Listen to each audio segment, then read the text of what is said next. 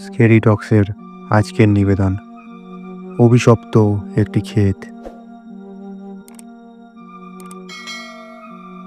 ঘনশ্যামপুর বাংলার এক শান্ত ঘুমন্ত গ্রাম, কিন্তু এই গ্রামের বুকের মধ্যে আছে এক তীব্র অভিশাপের ছায়া। এই গ্রামে আছে এক বিস্তীর্ণ ফসলের জমি, যাকে সবাই ডাকে অভিশপ্ত ক্ষেত নামে। এখানে দিনের আলো ফিকে আর রাতের অন্ধকার যেন গিলে খায় সবকিছু। এই ক্ষেতে শুধু ফসল নয়, লুকিয়ে আছে শত বছরের ভয়ানক একটি ইতিহাস। এই ইতিহাস জানলে আপনার শিরদাঁড়া ঠান্ডা হয়ে পড়বে। আজ থেকে ঠিক 12 বছর আগে সেই রাতটা আজও গ্রামের কেউ ভুলতে পারেনি। হরিপদ নামের এক কৃষক তার ক্ষেত দেখার জন্য রাত 9টার পর বের হয়েছিলেন। তার স্ত্রী তাকে অনুরোধ করেছিলেন, এখন যেও না, অনেক ঠান্ডা পড়েছে। কিন্তু হরিপদ বলেন, জমিতে জল দিতে হবে, কাল ধান কাটার দিন। এবং এই বলে তিনি যান। কিন্তু তার থেকেও বড় ভয়ানক ব্যাপারটি হলো, সকাল হয়ে যাওয়ার পরও তিনি আর ফিরে আসেন না। পরদিন সকালে মাঠের মধ্যে খোঁজাখুঁজির পর পাওয়া যায় সেই হরিপদর চটি আর লাল গামছা। সেই গামছাতে কিছুটা রক্তের দাগও ছিল। সেই রাতের পর থেকে হরিপদর আর কোনো চিহ্নই সেই গ্রামে মেলেনি। ঘটনা এখানেই স্তব্ধ নয়, ঘটনা আরও বাড়তে থাকে। এরপর শুরু হলো এক এক করে মানুষের নিখোঁজ হয়ে যাওয়ার ঘটনা। 2020 সালে নিখোঁজ হন সুজন মিস্ত্রি। তারপর বছরখানেকের মধ্যে আরও 3জন, সবাই যারা যারা সেই ক্ষেতে কাজ করতে গিয়েছিলেন, সবাই হারিয়ে যেত। সবাই কৃষক এবং সবাই নিরুদ্দেশ। পুলিশ আসে, গোয়েন্দা আসে, এমনকি একবার তো তান্ত্রিককেও ডাকা হয়। সে ক্ষেতের চারিদিকে তাবিজ ঝুলিয়ে দেয়। মাটি খুঁড়ে কিছু কালিচাপা কাগজও সে মাটিতে তিনি পুঁতে দেন। তবে তার চোখের পাতা ভার হতে না হতেই এক ঝড় ওঠে।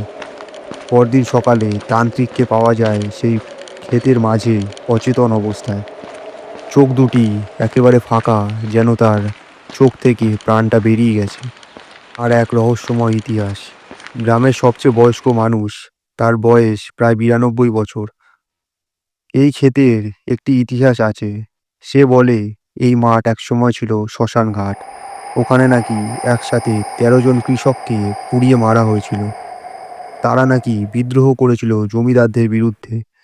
জমিদার তাদের পুড়িয়ে মারতে চেয়েছিল এবং সেই 13জনকেই তিনি সেখানে পুড়িয়ে মেরেছিল। তাদের মৃত্যু হওয়ার পরেই সেই মাটিতে তাদের আত্মা এখনো ঘুরে বেড়ায়।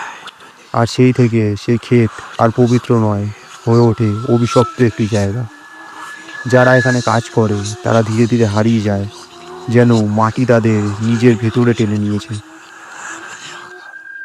আজ থেকে 3 মাস আগে এআই কাজ করা একজন ব্যক্তি, ওনার নাম ছিল রাহুল ঘোষ, এই ক্ষেতে নিজের ভিডিও ক্যামেরা নিয়ে যায় এই ক্ষেতটির পুরো সত্য যাচাই করার জন্য। সে বলে, এসব পাগলের প্রলাপ, আমি প্রমাণ আনবো।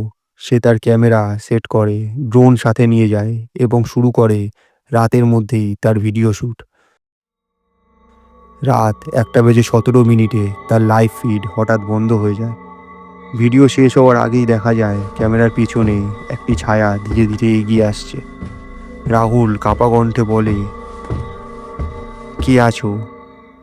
এই তো, কে? পরের দিন রাহুলের ড্রোন এবং ক্যামেরা সবকিছুই মাঠের মধ্যে পাওয়া যায়, তবে তার শরীর কোথাও ছিল না।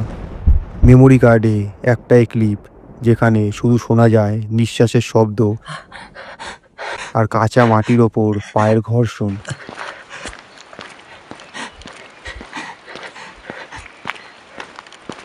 ঘনশ্যামপুরের সেই ক্ষেত আজও দাঁড়িয়ে আছে তার নিজের জায়গায়, নিঃসঙ্গ, নিশ্চুপ আর অপেক্ষায় তার পরবর্তী শিকারের।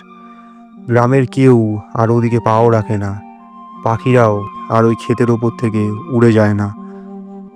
তবে তুমি যদি কখনো চলে যাও কৌতূহলে বা চ্যালেঞ্জে, তবে মনে রেখো, যদি রাতের অন্ধকারে কারো ডাক শোনো, সাড়া দিও না।